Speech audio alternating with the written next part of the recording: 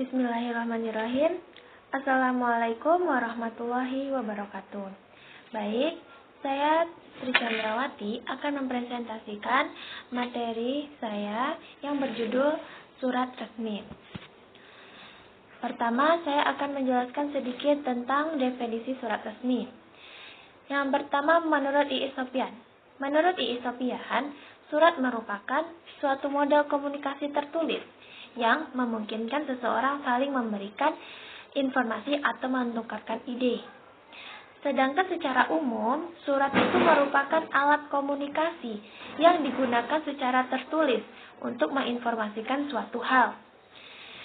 Sedangkan definisi dari surat resmi itu sendiri yaitu surat-surat yang sifatnya formal yang dibuat oleh suatu instansi atau organisasi, baik instansi pemerintah maupun instansi swasta, dengan menggunakan bahasa Indonesia yang sesuai dengan kaidah yang berlaku, kaidah yang baku.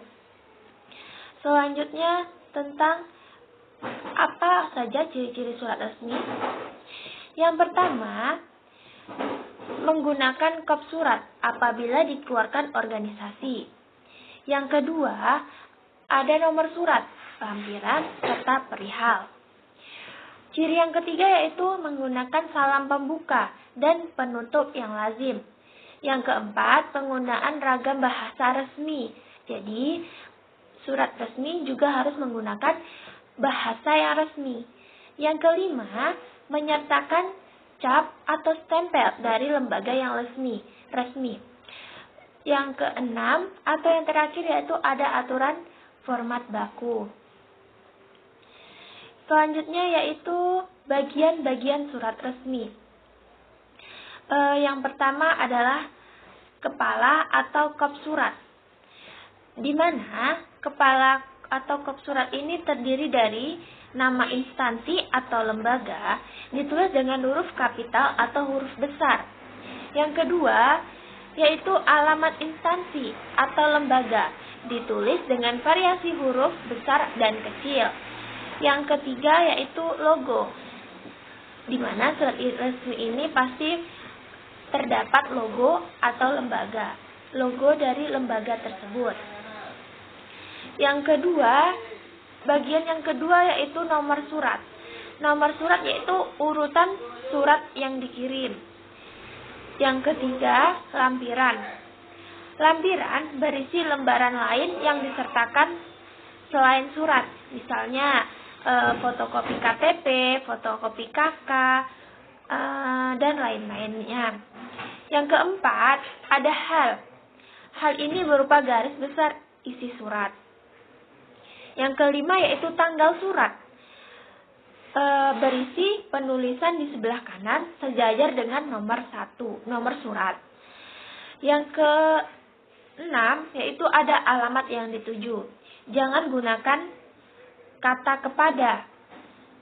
Jadi langsung saja seperti yang terhormat Bapak A, yang terhormat Kepala Bidang sekian. Jadi tidak menggunakan kepada. Yang ketujuh yaitu pembuka atau salam pembuka yang diakhiri dengan koma. Yang kedelapan adalah isi surat. Isi berupa uraian hari, tanggal, waktu, tempat, dan sebagainya. Ditulis dengan huruf kecil, kecuali penulisan berdasarkan ejaan yang disempurnakan haruslah menyesuaikan, seperti penulisan kota, nama, atau nama daerah. Dan kesembilan yaitu penutup surat. Penutup surat berisi salam penutup, jabatan, tanda tangan, serta nama. Biasanya disertai nomor induk pegawai atau NIP. Bagian yang ke-10 yaitu tembusan surat. Tembusan surat berupa penyertaan, pemberitahuan kepada atasan tentang adanya suatu kegiatan. Selanjutnya, manfaat surat. Apa saja sih manfaat surat itu?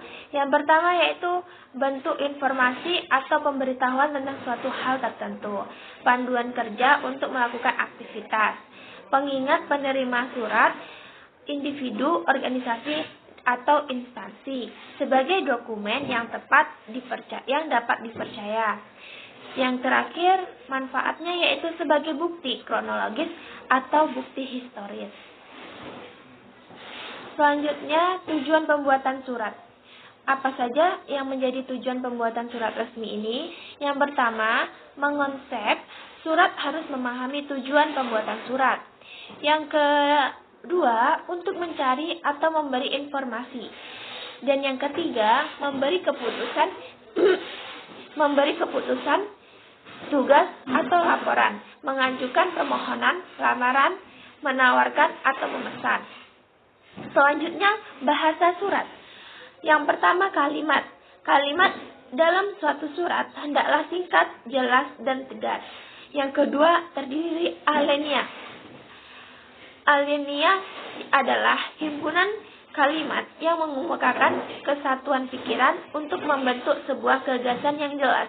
Oleh sebab itu, dalam alinea hendaknya memuat satu pokok pikiran. Yang ketiga, yaitu terdiri dari ejaan dan tanda baca. Ketentuan mengenai ejaan tidak boleh menyimpang dari kaidah yang berlaku, yaitu harus sesuai dengan pedoman umum ejaan bahasa Indonesia yang disempurnakan atau EYD. Yang terakhir yaitu bentuk-bentuk surat resmi, bentuk yang pertama yaitu bentuk lurus atau block style. Block style adalah suatu bentuk surat yang diketik semuanya, mulai paksa dari garis pinggir kiri. Selain tempat dan tanggal, serta salam penutup, nama perusahaan atau kantor, nama dan jabatan yang akan menandatangani diketik mulai dari tengah-tengah antara tepi kanan dan tepi kiri kertas. Bentuk yang kedua yaitu bentuk lurus penuh atau full block style. Full block style adalah bentuk surat yang penulisannya semua dimulai dari pinggir sebelah kiri, artinya mulai dari tanggal, kata penutup, sampai kata lampiran yang ditulis di sebelah bawah penulisannya dimulai dari kiri. Bentuk yang ketiga yaitu bentuk setengah lurus atau semi block style. Semi block style adalah bentuk setengah lurus yang hampir sama dengan bentuk lurus. Namun, perbedaannya terletak pada pengetikan isi saja, yaitu setiap alinea baru masuk 5 spasi yang disebut indentasi atau penjorokan ke dalam. Bentuk yang keempat yaitu bentuk lekuk atau indented style. Bentuk lekuk itu adalah bentuk surat ini agak sedikit berbeda dengan bentuk yang lainnya. Pada bentuk surat, lekuk tempat dan tanggal, salam penutup, serta nama dan jabatan diketik di sebelah kanan. Bentuk yang kelima yaitu bentuk resmi Indonesia Lama. Bentuk resmi Indonesia Lama ini merupakan penulisan alamat surat diketik sebelah kanan di bawah tanggal surat. Yang keenam, bentuk resmi Indonesia Baru. Bentuk surat ini merupakan variasi bentuk setengah lurus dan bentuk resmi Indonesia. Bedanya dengan bentuk setengah baru letak pada penulisan salam penutup yang berada pada margin kanan yang setara dengan penulisan tembusan. Bentuk yang terakhir yaitu bentuk menggantung atau hanging paragraph.